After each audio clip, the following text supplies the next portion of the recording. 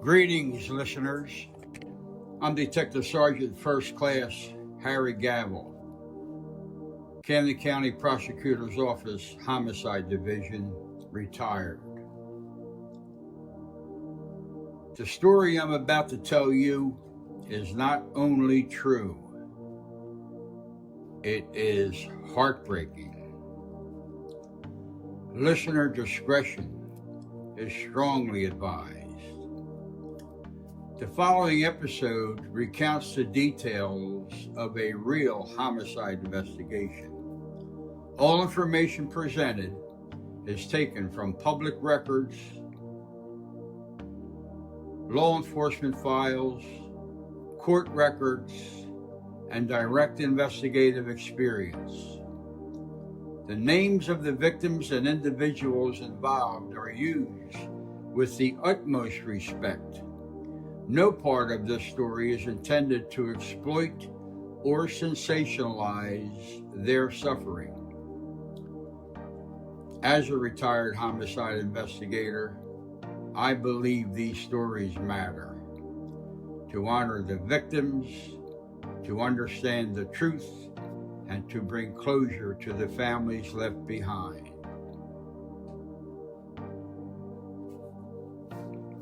I call this story Fire in the Middle of the Night. This case actually came back years and years after it literally reared its horrific, ugly head. The acts of one man's exacted revenge on his girlfriend left a wake of terror and horror behind. One deranged man, a criminal felon with at least 9 felony arrests in his background. This story is sure to bring a tear to your eye, and if it does, I want you to think of the lump in my throat which I carried while investigating this tale of what happened to 4 innocent children, what happened to their estranged father, the mother, and many relatives and friends of the family, including the community that cared about those children.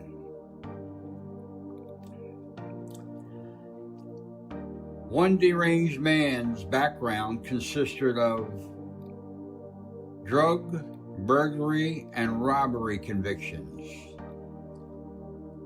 That's who she chose as her boyfriend. That's who she allowed to be around her children.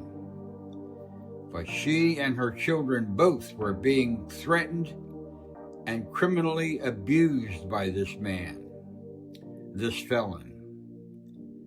But did she ever alert the police? Did she ever notify the Division of Youth and Family Services for the children's sake? The authorities? The answer is a resounding no. It was now March 1995. Miguel Lezada, age 34, was living with Elizabeth Ponce, age 32, in the 100 block of Boyd Street, Camden, New Jersey. When the call came in, I knew exactly where it was. 100 block of Boyd Street, Camden, police requesting homicide, house fire with fatalities. It brought back memories. It was the projects of Camden. McGuire Gardens, low income, welfare recipients, government subsidized living.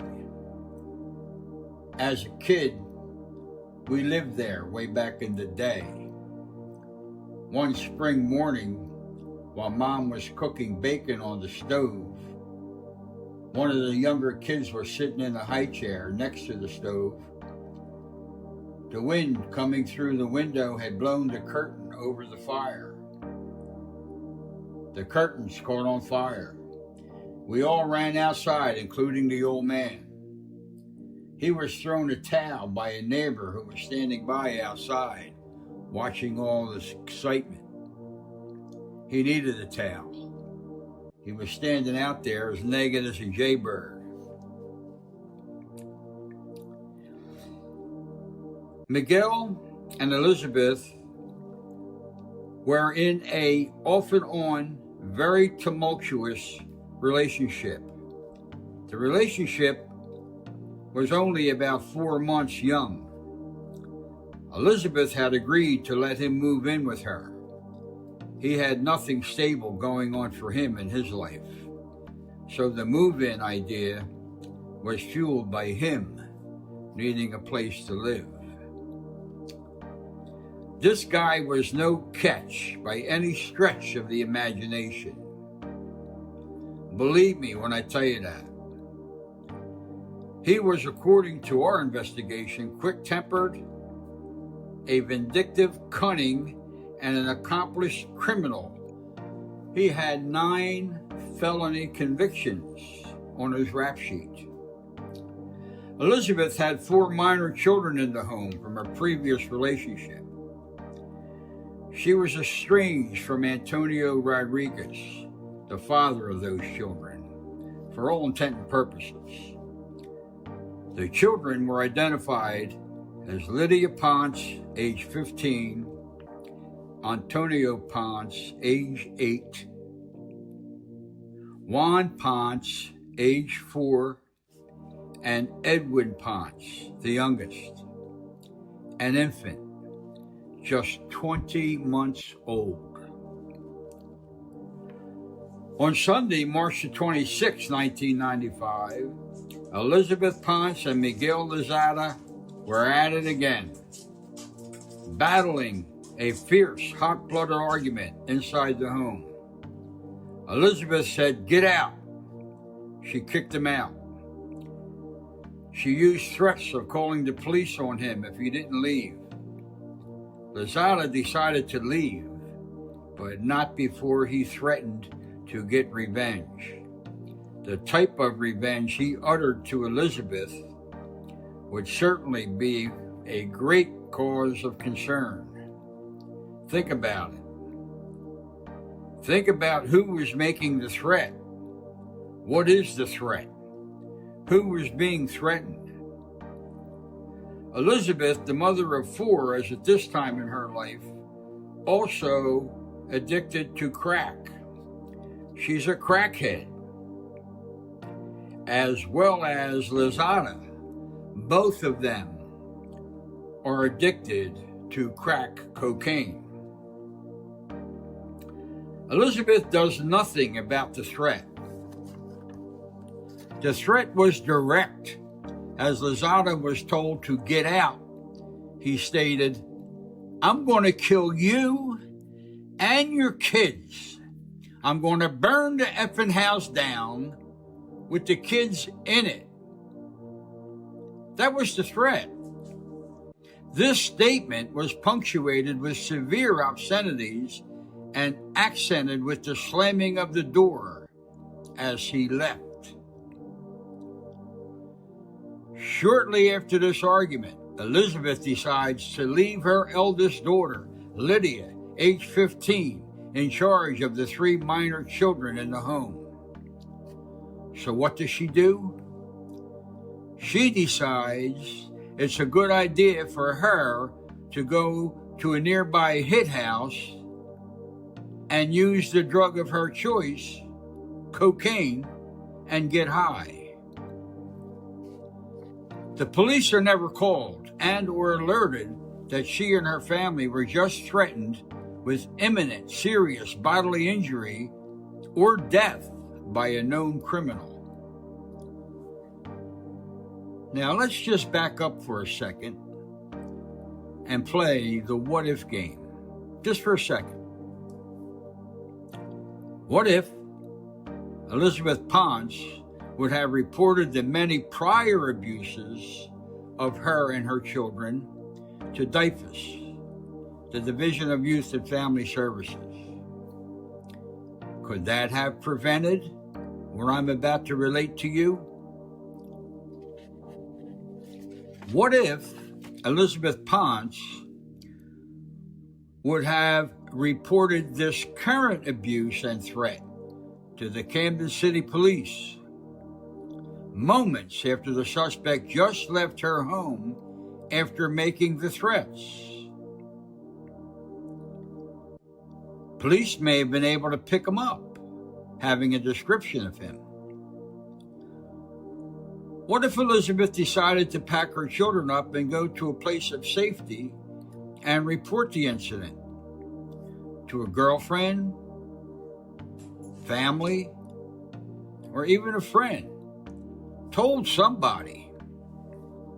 How about this? How about she just stays home and is diligent and vigilant?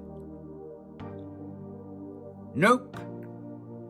None of that took precedence over her desire to self-heal, to go get high.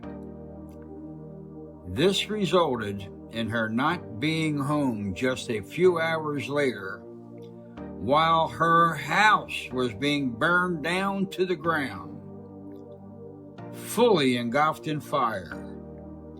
Her children, her poor innocent children, were trapped in their upstairs bedrooms, being murdered by her madman boyfriend.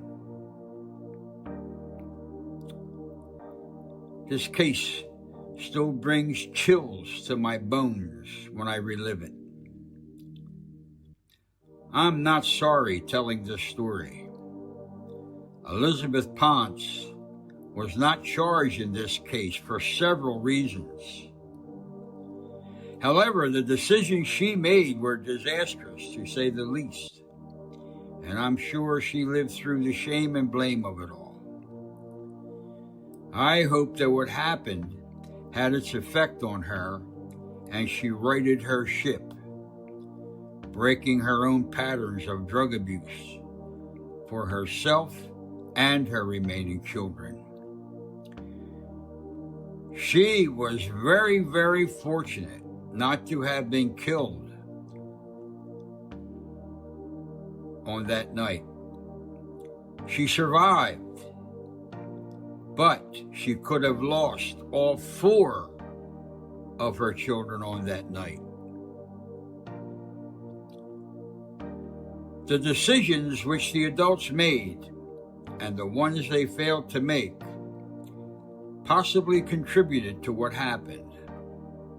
Now, I have to use the word possibly here because who's to say that if the authorities were contacted and a police report was made, that it would have in fact prevented the outcome the killer was planning.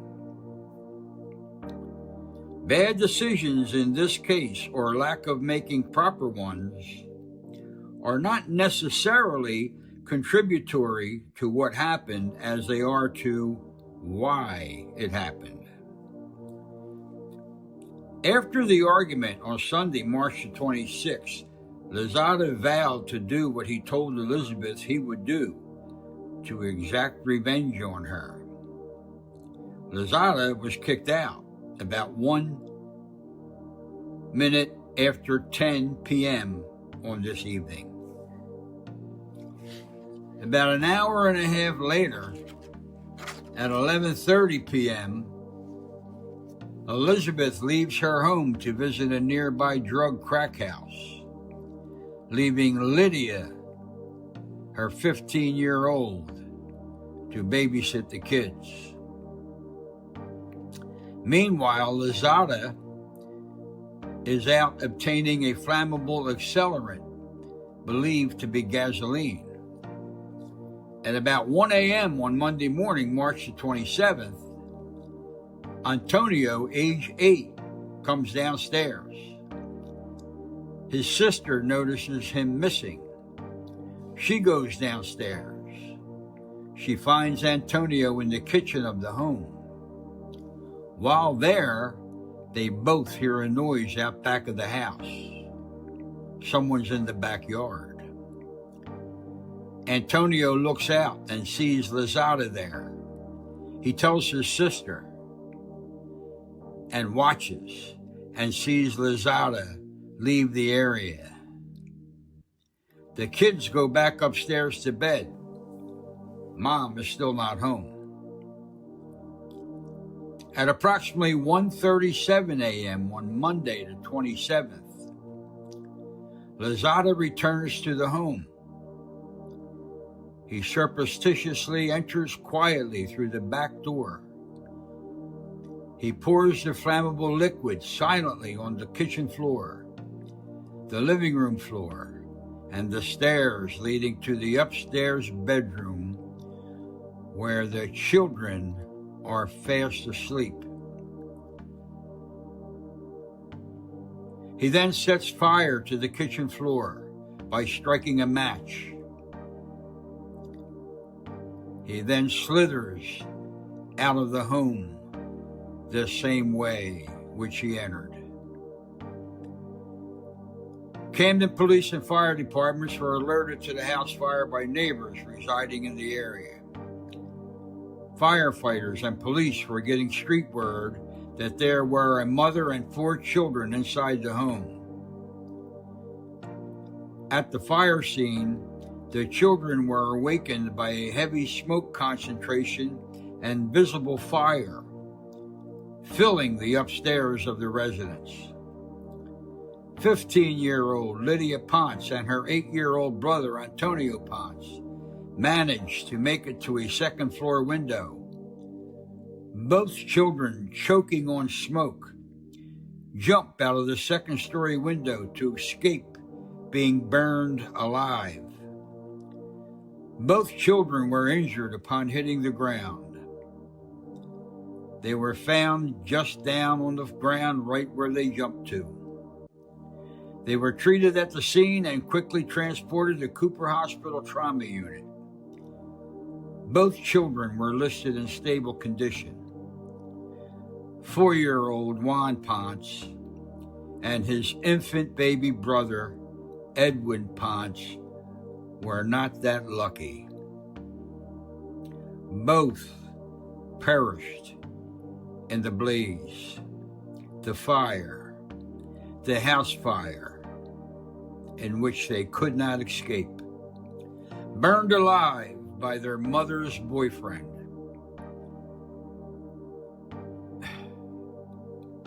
Firefighters found both children helpless, deceased in their beds on the second floor. Information on the scene was being gathered, and the firemen had determined the origin of the fire. There was evidence of an accelerant being used as the cause of the fire, and they determined that the fire had been intentionally set. The fire marshal was on the scene. Police were gathering information about Elizabeth and her new boyfriend, quote unquote. The neighbors told police that they knew of Lizada abusing Elizabeth and abusing her 4 children. Homicide was notified on this night. I was first out and responded directly to the scene. My partner and I were briefed at the scene. We developed the number 1 suspect in very short order. After locating and speaking to Elizabeth Ponce, we notified Camden Police Department to put out a bolo, be on the lookout for Miguel Lizada as a person wanted for questioning. After that, our next objective was to conduct interviews with the 2 surviving children, Lydia and Antonio, and get up to date on their injury status and condition listed at the hospital. Then we wanted to locate and interview the father, Antonio Rodriguez, of the children. Next would be to have homicide personnel canvass the neighborhood and we would do a complete criminal background on all adult parties relevant to the case. We were on this one with a vengeance. We were laser focused on developing any witnesses, any information as to if anyone saw or heard who might have been seen actually setting the fire. Of course, we would have done that. Innocent children burned to death intentionally while sleeping in their own beds, in their own home. 2 other children of the home, the terror they went through, realizing that their family, siblings were still in this home as it was burning down to the ground. This type of murder investigation was not my first. And it was not my first double homicide. Time would tell, not only my last investigation where children were involved, innocent children, where children become victims of adult crimes. Sadly. But this is homicide at its worst, when children are your victims. After many interviews were conducted, the suspect in this case clearly emerged. Miguel Lozada was now in our sights. We believed we were on firm ground and the investigation would definitely intensify to determine if he, or perhaps anyone else, could be linked to this crime. Remembering that tunnel vision is an investigator's nemesis. At this point, we weren't sure if Lozada was responsible for this fire, or he could have put someone else up to do his dirty deed. We had to find out. You must always keep an open mind and allow the evidence, the cold, hard evidence, to direct and guide you in any investigation. He was not the only possibility. We must be sure before the warrant is typed. We knew that Lozada had committed felonies in New York and New Jersey based on his rap sheet. Knowing that, we were tasked with attempting to locate any family or friends both in New York and New Jersey, in the event that he would have went to any one of those persons or locations to avoid apprehension. As a rule of thumb, homicide detectives can tell you, it is very common for criminal suspects to stay put, to stay where the crime occurred. However, also, some make immediate plans to vacate the jurisdiction. We quickly developed a photograph and a wanted for questioning flyer to be directed to bus terminals and other police jurisdictions of concern. Manpower and proper necessary police channels are notified as protocol.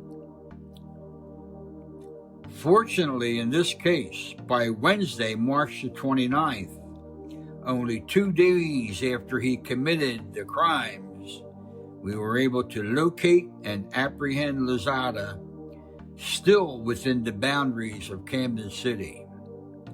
He didn't go far, mainly because he didn't have the means to cost 10 cents to go around the world. This guy couldn't get out of sight. And he was very busy creating his alibi. In a criminal investigation, we hear all sorts of alibis. An alibi is a crucial, critical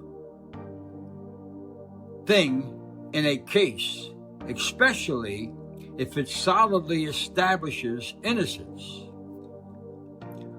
When the alibi is investigated and found to be not true, breaking the alibi can oftentimes be a huge asset to your investigation, as well as investigating an alibi, and if it is true, can change the course of your focus of the investigation. We brought him to the prosecutor's office, homicide squad room, where we interviewed him. I interrogated him. During that encounter, he was informed that he was indeed a suspect in this case. He was advised of his constitutional rights under the Miranda decision. He waived them in writing. He admitted several critical facts in that session. He stated that he was, in fact, in a relationship with Elizabeth Ponce. He listed his address as her address. And get this, he admits that he did, in fact, have an argument with Elizabeth Ponce on the evening of Sunday, March the 26th. He admitted he was kicked out by Elizabeth Ponce and did then and there threaten to kill her and her children. He also did threaten to burn her house down to the ground with the children in it.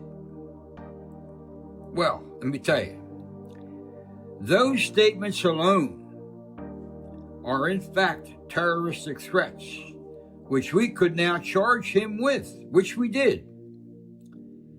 However, he also stated that he was not the person who was responsible for setting the fire that injured 2 of her children and killed 4-year-old Juan Ponce and 20-month-old Edwin Ponce.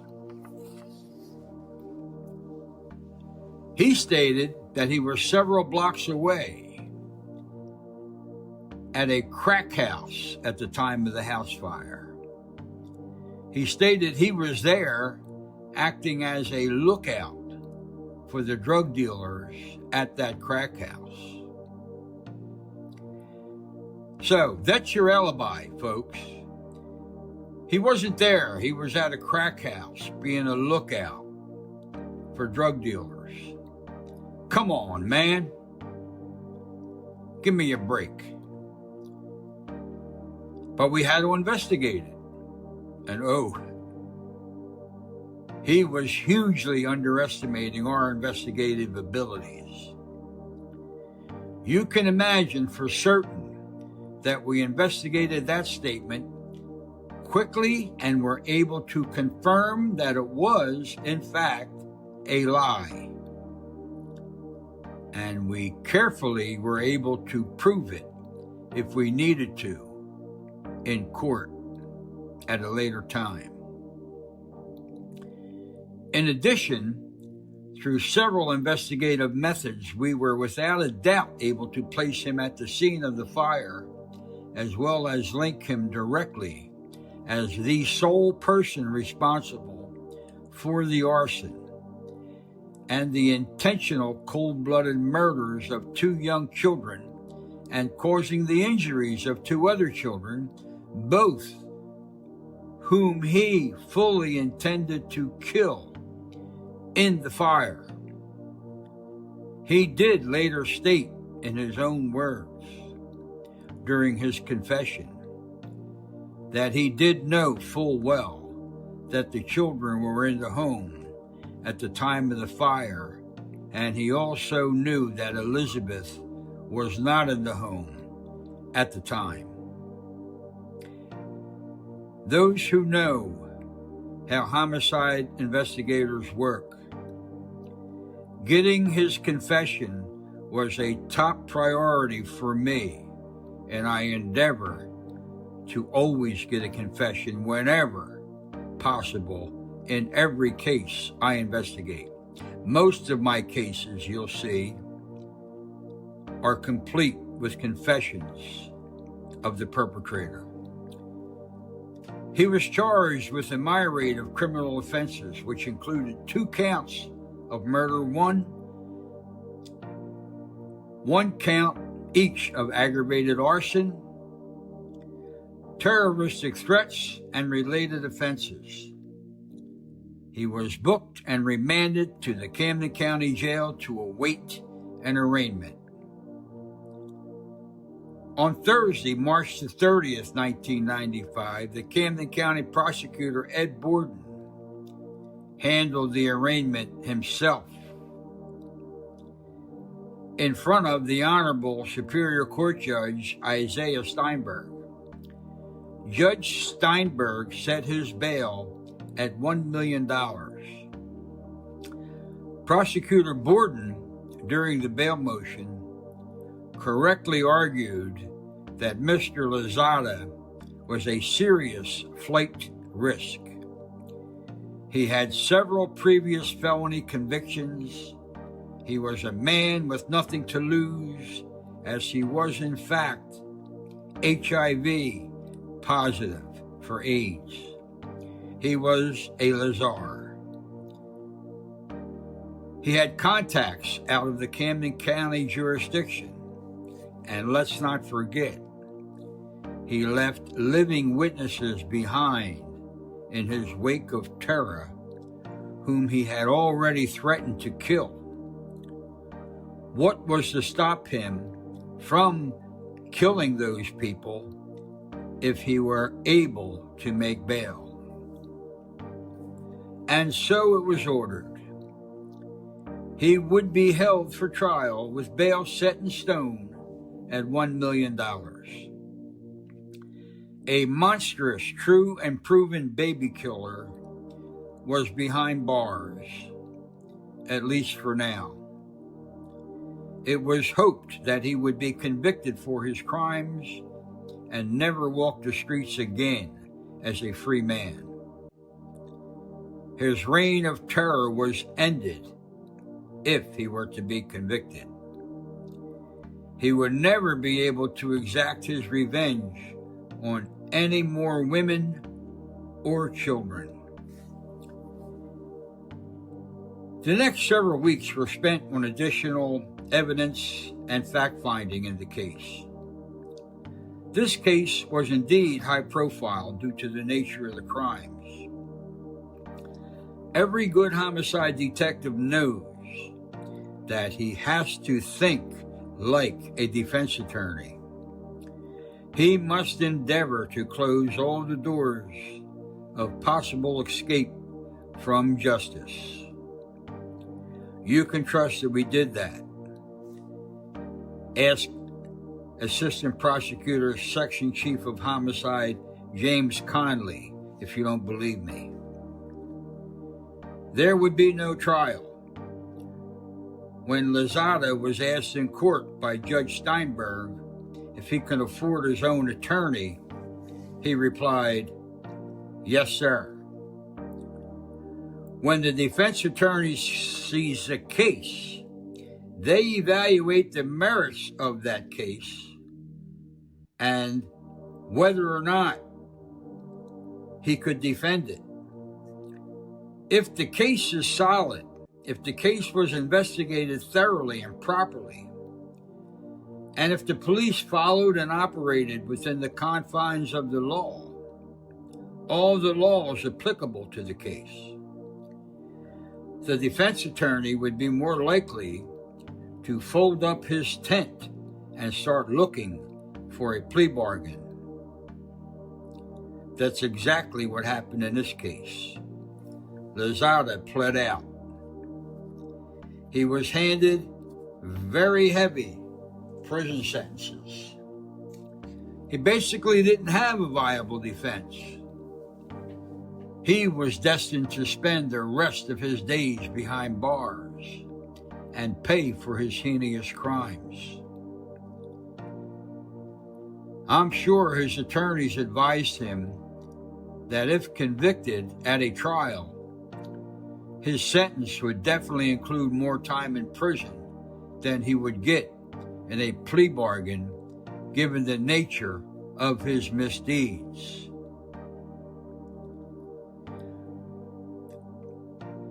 When the children were laid to rest in the Calvary Cemetery in Cherry Hill, New Jersey, I was there. I watched from a distance. I saw the names of the children on the windows of the cars of the mourners who were there attending graveside. I saw the tiny white caskets being adorned with flowers. I saw the football-themed jacket that the mother of the children was wearing on that day. And I also saw the estranged father standing off in a distance, crying nearby. He was estranged from the family. Raw emotions were choked back that day for sure. The priest said that no one was looking to blame anyone. He said that during his talks at the graveside that day. I was looking to make the criminal pay by putting a stop to his heart of hatred and from ever hurting anyone ever again. That was our job. The gasoline was poured. A match was lit. 2 innocent baby boys were killed, burned to death. 2 more, their brother and sister, escaped certain death, but were injured. The human race is better off with the one responsible permanently removed from society. May the children rest in eternal peace, and may the hard lessons never be forgotten. Amen.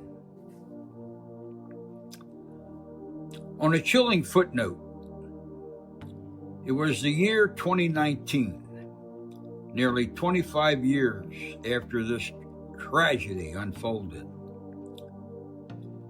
My son was a security officer working the graveyard shift at the Sarasota Memorial Hospital in Florida. He had interest in becoming a policeman someday, and I was silently grooming him for that job, even though I had wished as a father that he would make a different choice. It's not like it was in my day. Today, it's a whole different ball of wax. His job at the time was patient care. He was assigned to stand and watch bedside with patients who were on suicide watch. While conversing with his patient, the man related a story to him. He tells him that he had been homeless for many years.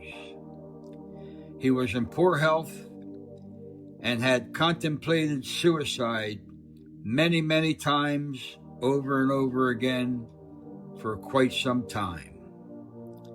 He was basically distraught over losing 2 children in a house fire in Camden, New Jersey years ago, and he could never get over it. When my son heard Camden, New Jersey, and the death of 2 children, he asked the man if he had remembered the name of the detective who handled that case.